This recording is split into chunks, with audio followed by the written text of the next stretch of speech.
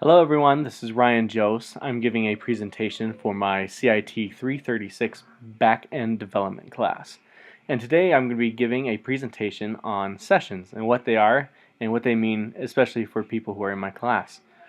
So we're going to be talking about sessions, and according to Wikipedia, the source of all knowledge, it says a session is a semi-permanent interactive information interchange. Whoa! Also known as a dialogue. A conversation or a meeting between two or more communicating devices or between a computer and a user. So what is this? What does that actually mean in English? So a session in layman's term, I guess, is when an individual comes and visits your site. I mean, that's essentially what it comes down to as far as we're concerned for this course. And so I'm going to be talking about that. So Google is a very authoritative source on all things internet. I mean, really, they really are. And they provide an awesome tool that's called Google Analytics. And what it does is it tracks sessions and different information and data pertaining to those sessions that's very, very useful. So we'll be talking about a session, how that's created. It's obviously a session begins when an individual comes to your site, right? And it ends in a couple different ways. So here, highlighted in blue, is what I'm talking about. This is how a session can end. There are a couple different options. There's time-based expiry. So that means when a person comes to your site, if they are inactive or they're not doing anything with your site for about 30 minutes, then that's considered the end of a session.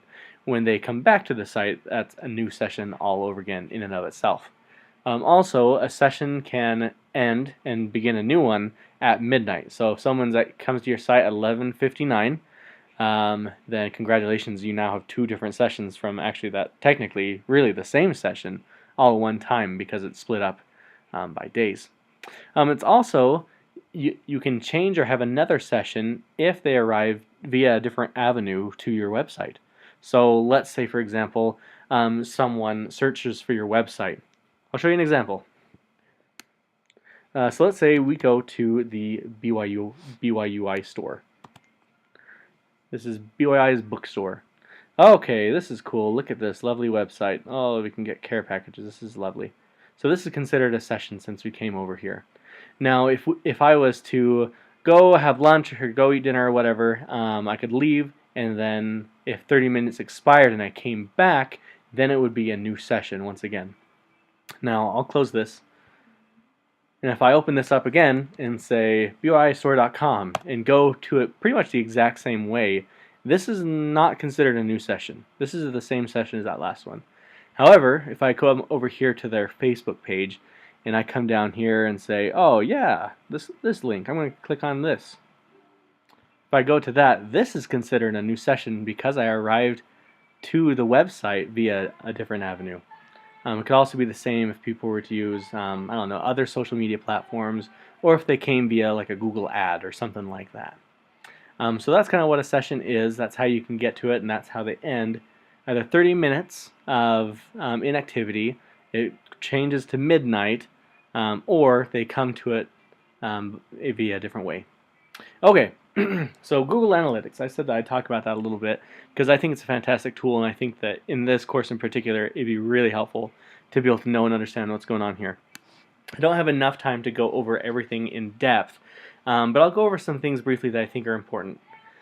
So here, it gives you this nice little dashboard, and this is actually for the BYUI store. I work there, so I have access to this data.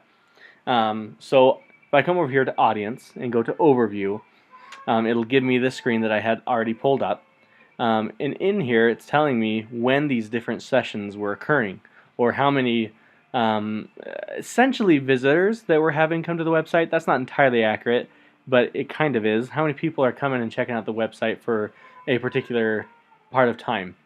What's kind of cool though, and why I said users isn't necessarily entirely accurate, visitors isn't entirely accurate, is because some of these users could have more than one session, if that makes sense. So like me, how I came,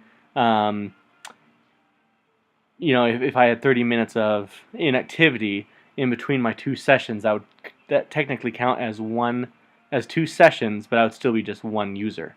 So you can see here we have more sessions than users.